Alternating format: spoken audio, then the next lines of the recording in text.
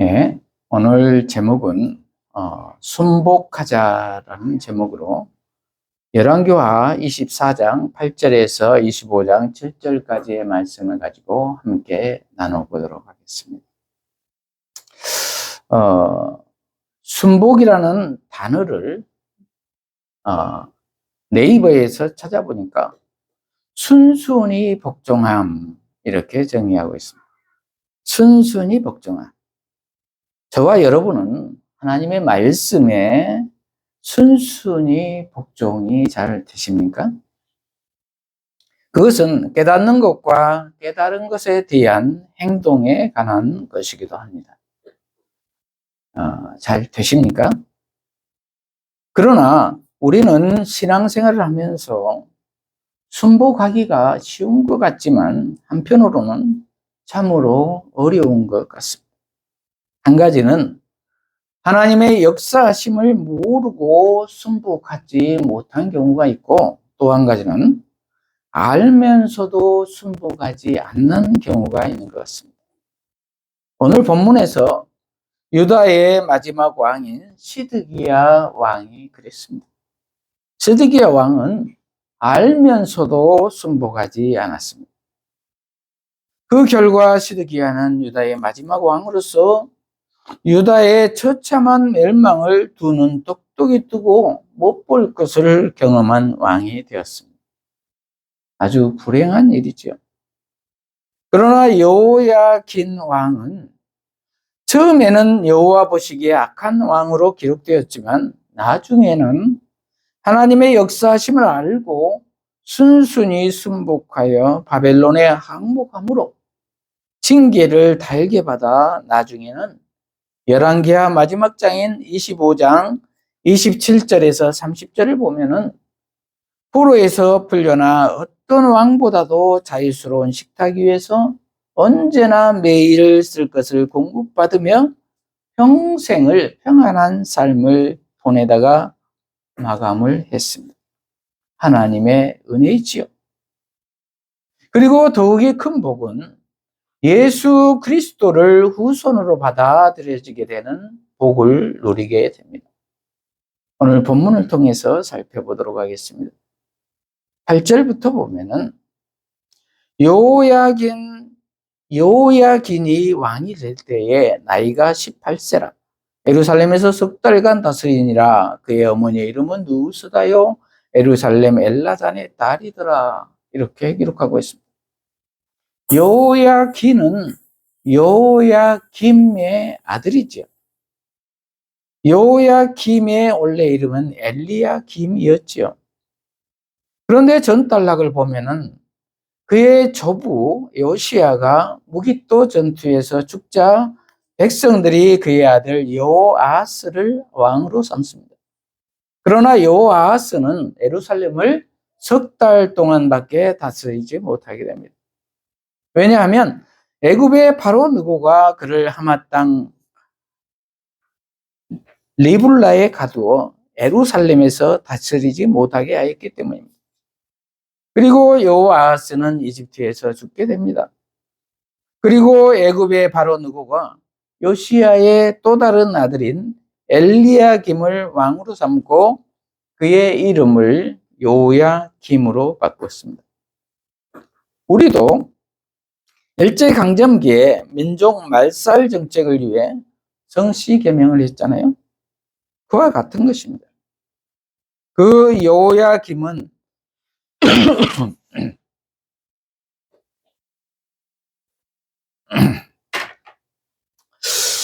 백성들에게 억지로 은과 금을 부과시켜서 바로 느고에게 바치게 하였습니다.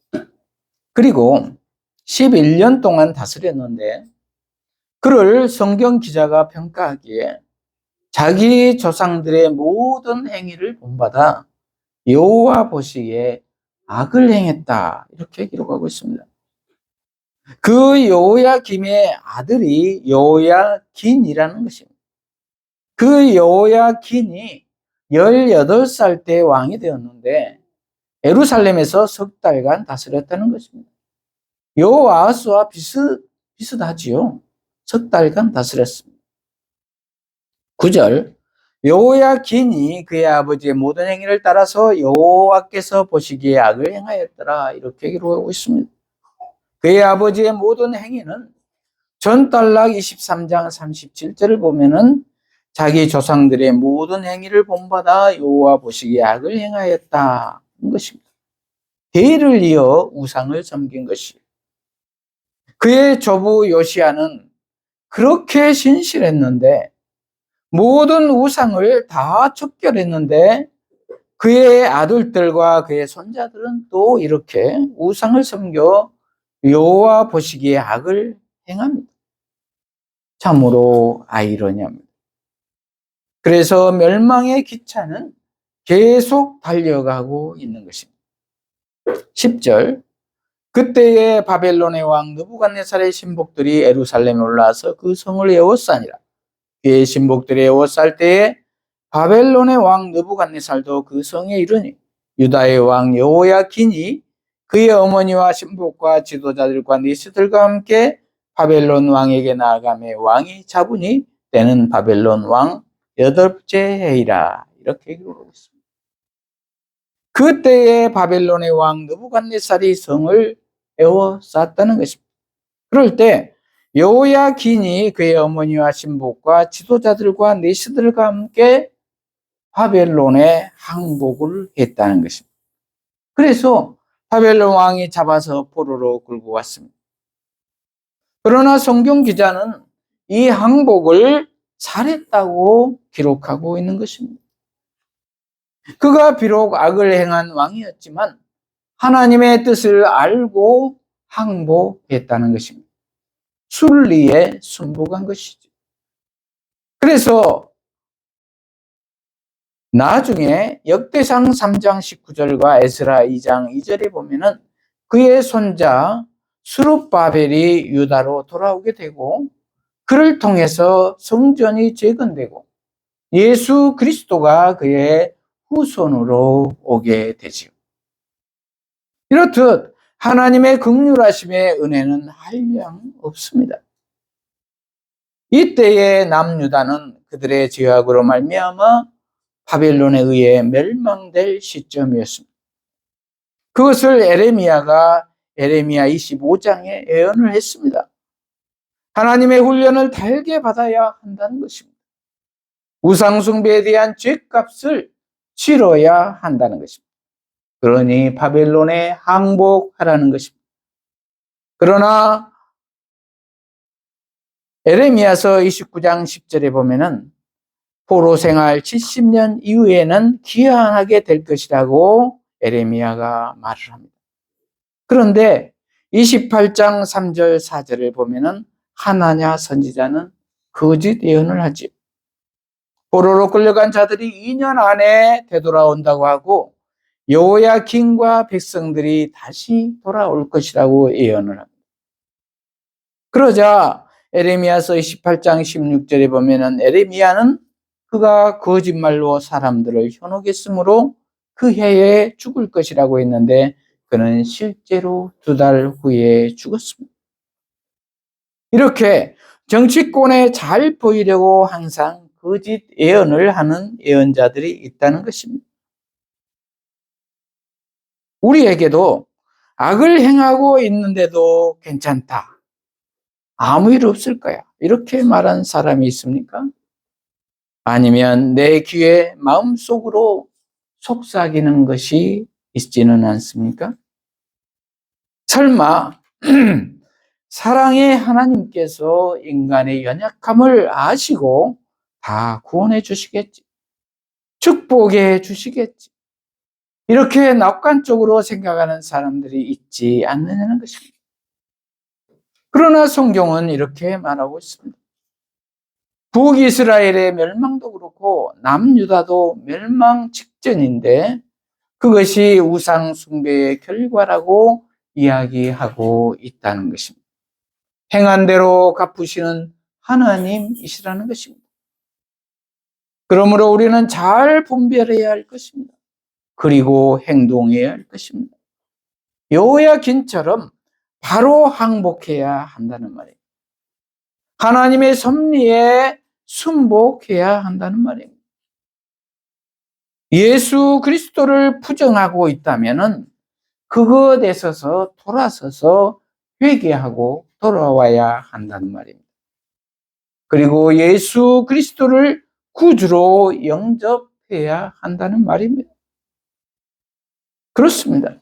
하나님이 망하라고 하면 망해야 한다는 것입니다. 그것도 철저하게 망해야 한다는 것입니다. 그러할 때 그 죄값을 다 치를 때 하나님은 거기에서부터 일을 시작하신다는 것입니다. 그러므로 아무리 과거에 죄악된 삶을 살았더라도 지금 바로 즉시 회개해야 한다는 것이죠. 그리하면 예수 그리스도로 말미암아 죄 용서받고 구원받아 영원한 생명을 얻게 된다는 말입니다. 그러므로 지금 온전히 예수 그리스도를 나의 구주로 영접하는 저와 여러분이 되시기를 바랍니다. 13절 그가 여호와의 성전의 모든 보물과 왕궁 보물을 집어내고 또 이스라엘 왕 솔로몬이 만든 것 곧 여호와의 성전의 금그릇을 다 파괴하였으니 여호와의 말씀과 같이 되었더라. 그가 또 예루살렘의 모든 백성과 모든 지도자와 모든 용사 10,000명과 모든 장인과 대장장이를 사로잡아가매 비천한 자 외에는 그 땅에 남은 자가 없었더라. 그가 여호야긴을 바벨론으로 사로잡아가고 왕의 어머니와 왕의 아내들과 내시들과 나라의 권세 있는 자도 예루살렘에서 바벨론으로 사로잡아가고 또 용사 7,000명과 장인과 대장장이 1,000명 곧 용감하여 싸움을 할 만한 모든 자들을 바벨론 왕이 바벨론으로 사로잡아가고 바벨론 왕이 또 여호야긴의 숙부 마따니아를 대신하여 왕으로 삼고 그의 이름을 고쳐 시드기야라 하였더라. 이렇게 기록하고 있습니다. 느부갓네살 왕이 이렇게 했다는 것입니다. 비천한 자 외에는 모든 유용한 인력은 다 포로로 잡아갔습니다. 바벨론이 하나님이 위임하신 권력으로 경찰의 역할을 다 감당하고 있다는 것입니다. 그리고 요야긴의 숙부 마따니아를 대신하여 왕으로 삼고 시드기야라고 이름을 고쳤다는 것입니다. 그리고 시드기야 왕에게 바벨론에게 충성하게 하는 조약을 맺게 하고 바벨론과 유다의 종속 관계를 공식화합니다. 그러나 백성들은 여전히 바벨론에 사로잡혀간 요야긴을 왕으로 여겼고 거짓 선지자들은 그가 바벨론에서 곧 돌아올 것이라고 예언을 합니다. 그러나 곧 돌아오는 것이 아니라 죄값을 치르고 70년 후에 돌아오게 되지요. 18절 시드기야가 왕이 될 때의 나이가 21세라 예루살렘에서 11년간 다스리니라. 그의 어머니 이름은 하무다리요 림나인 에레미야의 딸이더라. 그가 여호야김의 모든 행위를 따라 여호와 보시기에 악을 행한지라. 여호와께서 예루살렘과 유다를 진노하심이 그들을 그 앞에서 쫓아내실 때까지 이르렀더라. 시드기야가 바벨론 왕을 배반하니라. 이렇게 기록하고 있습니다. 시드기야가 바벨론 왕을 배반했다는 것입니다. 그것은 바벨론에게 항복한 유다인들에게 해코지를 당할까 두려워했다고 에레미야 38장 19절은 기록하고 있고 에레미야서 38장 5절과 24절을 보면은 신하들이 바벨론에 저항함으로 그들의 눈치를 봤다는 것입니다. 그리고 역대하 36장 13절을 보면은 바벨론의 느부갓네살도 시드기야에게 충성할 것으로 압박을 했다는 것입니다.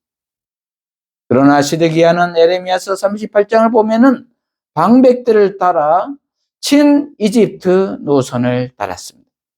그리고 더욱이 에스겔서 17장 15절에 보면은 이집트에게 말과 군대를 구했습니다. 또 그는 에레미야 27장 3절을 보면은 에돔, 모압, 암몬, 드로, 시돈과 반 바벨론 동맹을 맺었습니다. 그러니 바벨론을 더욱 자극한 것이죠. 이처럼 시드기야는 끝까지 심판을 거부했습니다. 그러나 이것은 세상에서는 용감하다고 칭송할지 몰라도 하나님을 무시한 만용이었던 것입니다. 불신앙인 것입니다. 그리고 사실 시드기야는 애굽을 통해서 반전을 모색해 보려고 했으나 애굽도 이익이 없는 전쟁에 희생을 각오할 만큼 유다의 친구는 아니었던 것입니다. 이렇게 인간적인 생각과 방법들은 다 무용지물인 것이죠. 저와 여러분은 하나님의 말씀보다 세상적인 방법이나 내 생각을 더 우선시하고 있지는 않습니까? 혹시 그것을 더 의지하고 있지는 않습니까? 돈을 더 의지하고 있지는 않습니까? 건강을 더 의지하고 있지는 않습니까? 하나님의 말씀을 우선시하는 저와 여러분이 되시기를 바랍니다. 그래서 25장 1절 시드기야 제9년 10째 달 10일에 바벨론의 왕 느부갓네살이 그의 모든 군대를 거느리고 예루살렘을 치러 올라와서 그 성에 대하여 진을 치고 주의 토성을 쌓음에 그 성이 시드기야 왕 제11년까지 포위되었더라. 이렇게 기록하고 있습니다. 3년간 포위를 하고 토성을 쌓아버린 것이죠. 모든 것을 차단해버리니 그것은 완전히 기아 상태가 되어버린 것입니다. 설상가상으로 3절 그의 넷째 달 9일에 성중에 기근이 심하여 그 땅 백성의 양식이 떨어졌더라. 이렇게 기록하고 있습니다. 요세푸스 전쟁사에 보면은 실제로 부모가 아이를 잡아먹는 사건이 일어납니다. 극한 상황이 오면은 그렇게 된다는 것입니다. 그래서 남유다는 이제 더 이상 버틸 힘이 없어진 것입니다. 그래서 4절 그 성벽이 파괴되며 모든 군사가 밤중에 두 성벽 사이 왕의 동산 견문길로 도망하여 갈대아인들이 그 성읍을 에워쌌으므로 그가 아라바 길로 가더니 갈대아 군대가 그 왕을 뒤쫓아가서 여리고 평지에서 그를 따라 잡음에 왕의 모든 군대가 그를 떠나 흩어진지라. 그들이 왕을 사로잡아 그를 리블라에 있는 바벨론 왕에게로 끌고 가매 그들이 그를 신문하니라. 그들이 시드기야의 아들들을 그의 눈앞에서 죽이고 시드기야의 두 눈을 빼고 놋사슬로 그를 결박하여 바벨론으로 끌고 갔더라. 이렇게 기록하고 있습니다. 아주 처참합니다. 하나님이 심판의 도구로 쓴 바벨론에 의해 멸망당할 것이라는 것을 인정하지 않고 자기 힘으로 살아보겠다고 발버둥친 결과입니다.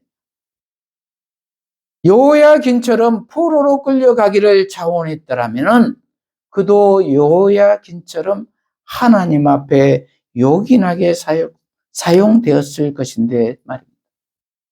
참으로 안타깝습니다. 저와 여러분은 어떻습니까? 내가 죽고 예수로 살라고 할 때 그렇게 하십니까? 내 왜곡된 자아가 죽고 예수로 살라고 할 때 그렇게 하십니까?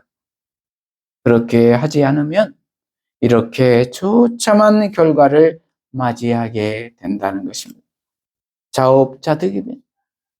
그러므로 저와 여러분은 온전히 하나님께 순복해야 할 줄로 믿습니다. 예수를 나의 구주로 영접해야 할 줄로 믿습니다. 그리고 말씀에 순복하는 삶을 살아야 될 줄로 믿습니다. 말씀을 마무리합니다.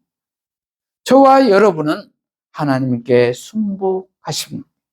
말씀에 순복하십니까? 온전히 순복하는 저와 여러분이 되시기를 바랍니다. 그리고 내가 죽고 예수로 살아야 할 것입니다.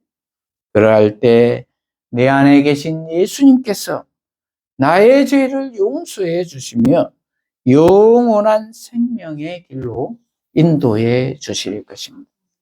이러한 복이 저와 여러분에게 있으시기를 축복합니다. 기도하십시다. 하나님 아버지, 오늘 순복하자라는 제목의 말씀으로 깨닫게 하시니 감사합니다. 우리 모두가 내 방법대로 사는 것이 아니라 오직 예수님 안에서, 말씀 안에서 순복하는 삶을 살게 하여 주시옵소서. 그리하여 영생의 복을 지금부터 누리는 삶을 살게 하여 주시옵소서. 예수님 이름으로 기도합니다. 아멘.